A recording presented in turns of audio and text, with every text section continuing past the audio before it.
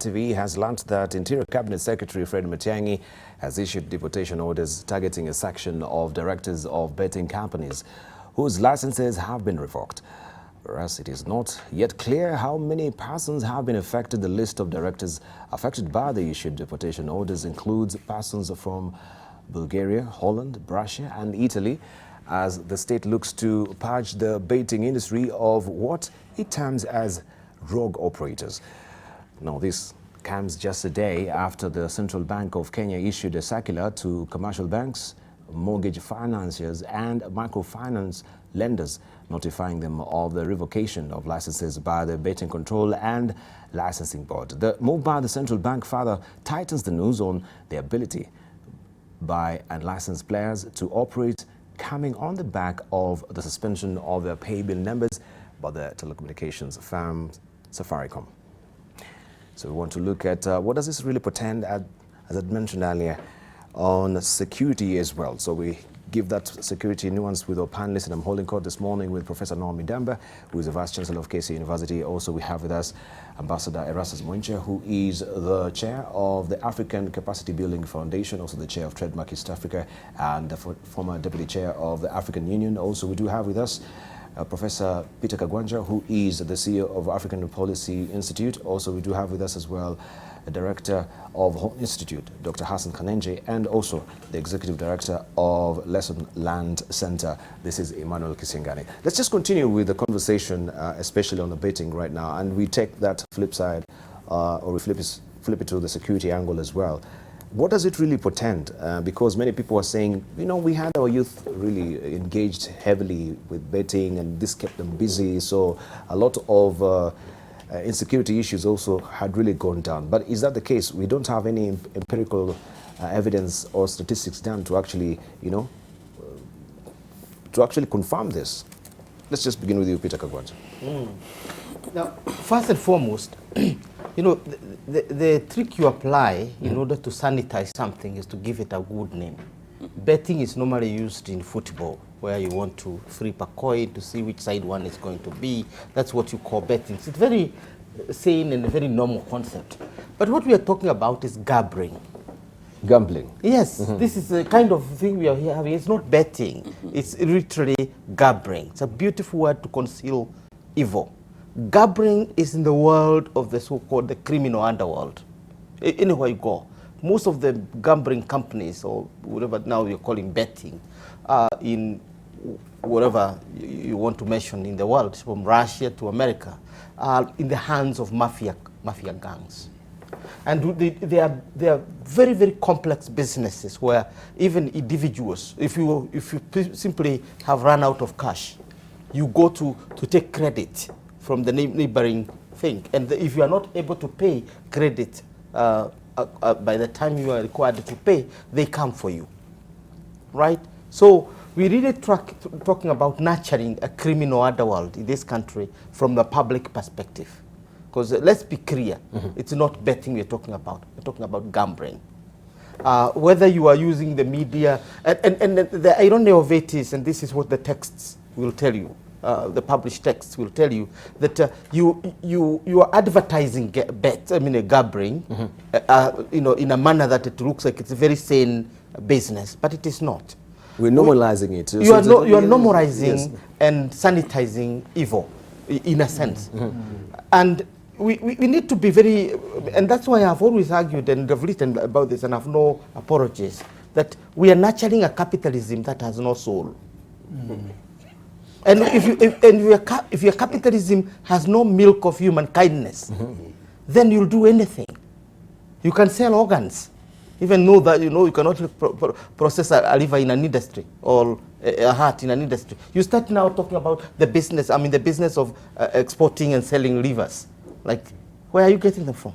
So the moment you have a capitalism without a soul, without the milk of human kindness, then you begin to see gambling as if it's a normal business. What it does is, it's not different from alcohol or drugs, because the first thing it does is to create behavioral addiction. The moment you have been hooked to it, you're hooked. So if a kid is hooked from the beginning, its life is lost completely. It can never come back. And even when you run out of cash, Yes. you want to steal from wherever source, your parents, your relatives, so that you can go wake up in the morning and go do betting. Yes. Just like you want to wake up in the morning and sniff your cocaine or get a puff of your bang.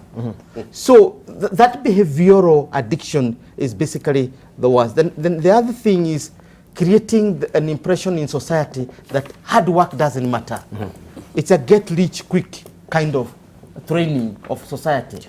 And when it is as massive as it is now, that you open any radio station, you open any TV station, you go to any space, you open any page of the paper, you are advertising gambling, meaning get rich quick. When are we going to respect the fact that a watchman in this country will get 7,000 Kenya shillings and hope to educate his or her son to high school and the university? Why would you work for 30 days if you can make $1 million in minutes? So what kind of ethos are you teaching society through this proliferation of gambling? Remember, gambling is, this kind of game is not new to us. We have charity sweepstake. But look at the spacing. It's a month. You can put your bet a month.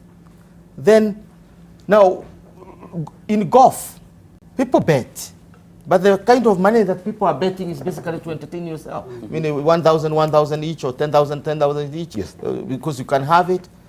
But the point I am trying to make is that we are here discussing the nurturing of a new crime industry. That's what I'm trying to say. Thank you. And we are consciously doing it in public. On this one, I'm with Minister Matiang'i. All right. Thank you. Let's hear from Ambassador Erastus Mwencha. First of all, I fully agree with what my good friend Peter said, and also fully endorse the fact that CS Matiang'i is taking these steps. I think the question you asked, how is this related to security? And as he has said, when we look at this gambling, it has almost 5 components. It has a component that it attacks the individual, and you can relate certain aspect of it, that there are health issues, behavioral changes and the rest. Then it comes to family. Then it comes to the corporate and the society, and finally to the country. In all those levels, there is a serious side effect of gambling. If you take it from the individual, these are medical statistics. It has nothing to do with even guessing.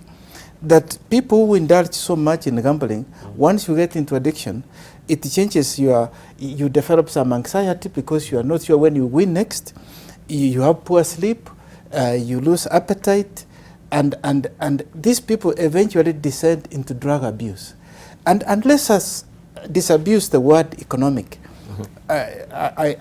When you said it, you said, oh, there is youth bulge, and so this is an economic activity they are engaged in, and the security goes down. Actually, you are sitting on a time bomb, because there is no money that is gained from gambling. Gambling, there is, if you think of it, it's a pool of money that is moving from one to the other.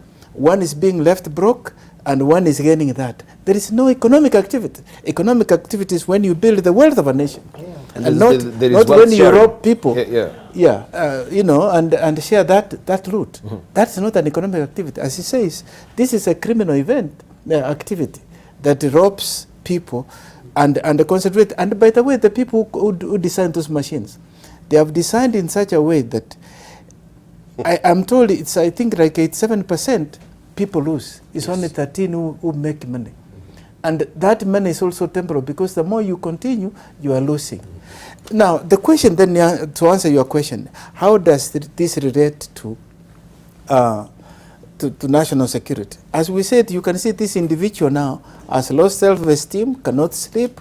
The next thing is this addiction that he must get some money to continue. So he will start stealing. He's not appearing at job. He will lose the job. If it's a kid, he's not going to school. And so the society is being affected. You go to the family. This guy is not now buying even the basics, the food, because the money has gone there. Malnutrition sets in, the family breaks down. You move further. The countries are losing because you are not productive anymore, because you spend all night in gambling. You come, you are tired, you cannot produce. It's dangerous. But finally, once you get to that, it becomes now a criminal event, and finally, it is a risk to security. We must protect ourselves. In fact, if you go even in the states, it's only 2 states where you can do this, in Louisiana and Nevada. Yeah. The rest of the states, you don't see those things. Yeah. But now all over here in Kenya, you are seeing all over the place.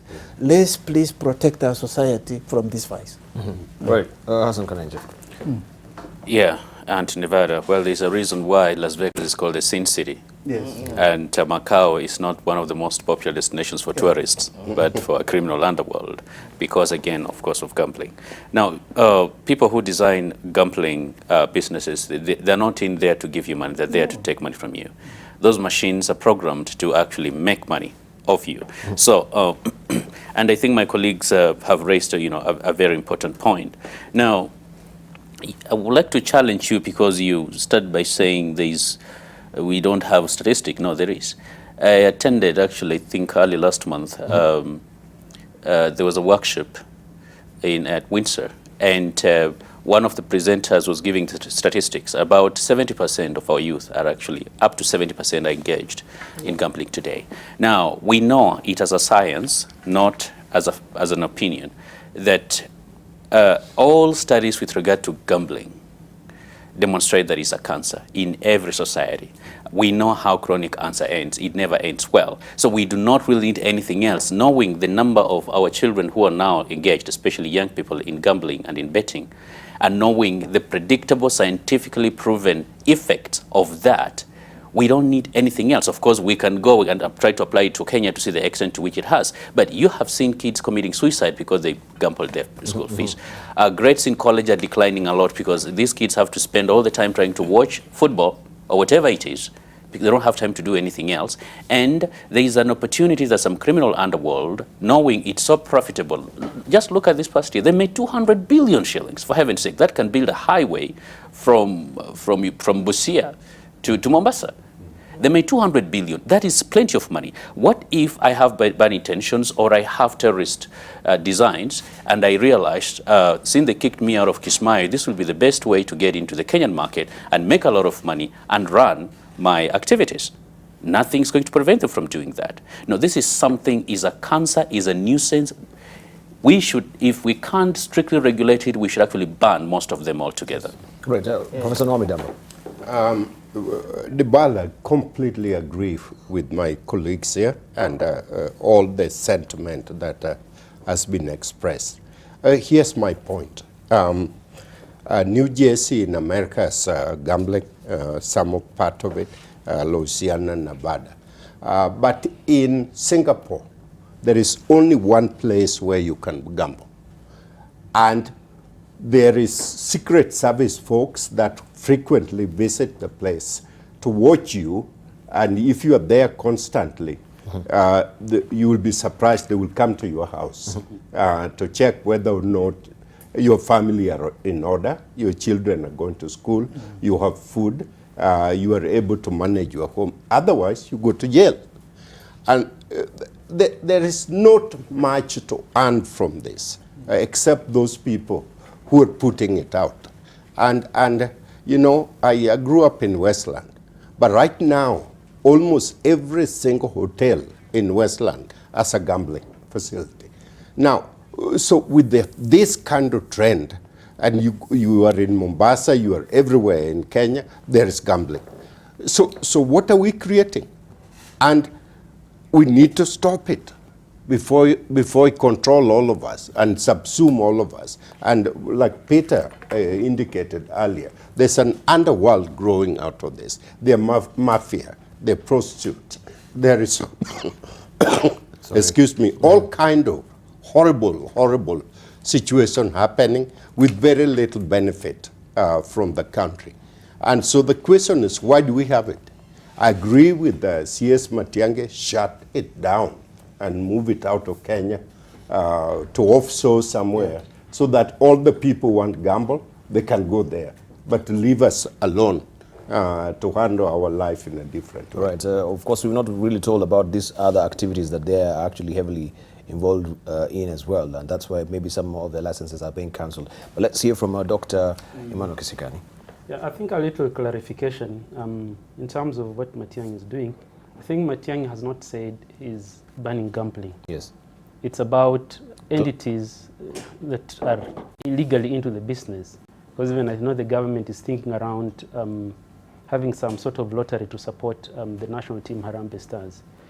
So the entities that have been shut down have not been paying taxes, or rather escaping from fulfilling the obligations. So you can look at it in different ways. There are people who do this sort of thing as a hobby. They have some extra coins to lose. They can try out this, they can take the risk. But I think, and these people will tell us, look, it is their money.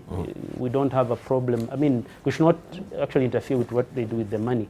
So that said, but I think like the panelists have said, there are a lot of Kenyans who need to be helped. A lot of individuals who think this is a road to easy riches, and it has become addictive. I've been on the outskirts of some of these places in Nairobi.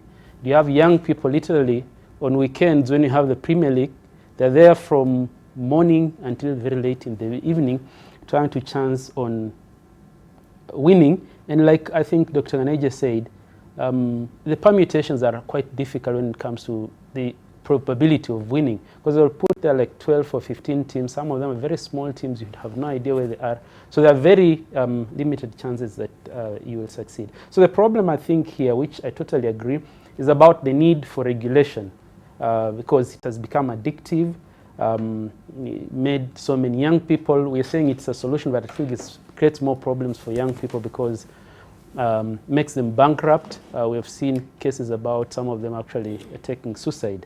So you have this sort of scenario, and what we're arguing here is that there's need for regulation, especially to protect the lot that is on the road to self-destruction because of extreme engagement into gambling. Right. And of course, interestingly enough, gambling and drinking. There was a survey that was done by M-Survey recently, and they wanted to see if actually gambling is also spiking, the intake of alcohol. But astoundingly enough, it was dramatically different, right? Because they thought these bars will increase their sales because people are coming in to actually, watch the football and gamble. But they found out that, the gambling and the drinking of beer, the gambling is affecting the drinking of beer because people now are saving money to actually gamble. So it is the other way around. So could that also, you want to comment on that? It's more addictive than drinking. It's more addictive than drinking. Yeah. Now, you don't need a beer. You need a tot of whiskey. You quickly swallow. Of course, to calm your nerves. You knock back your remember beer what Ambassador said is that this is a medical situation. So you are over anxious. You are so uncertain about things. So you need something to calm your nerves. So gambling go hand in hand with the drug addiction, right? It doesn't go. Alcoholism is when you are talking about the heavy alcohol, and the song that you know very well, Kenny Rogers, The Gambler. Now, what are they talking about, and in what situation are they talking about? They are so desperate, they don't know where they are going, and then they say, if you give me your whiskey, I'll give you some advice. That's what you get from Kenny Rogers, the coward of the country. So he gobbles down the alcohol because it is a quick injection, then you deal with the situation. So gamblers will always have a bottle of whiskey, particularly the Changa type, that really knocks you down, kill me quick, as Major Mwangi would call it. So gamble and then you go on. So if you're waiting for your Tusker to be consumed, then you are in the wrong place. Let's leave it at that. Who paid for that study? Because that study could have been paid for by somebody to show. That is debatable. All right then. Let's hear also from yes. A quick quote. This is what we call the brain quotes. It says, "No wife can endure a gambling husband unless he is a steady winner." And where is that steady winner? No. So it's a family breaker. It's a family breakup. It's true. All right.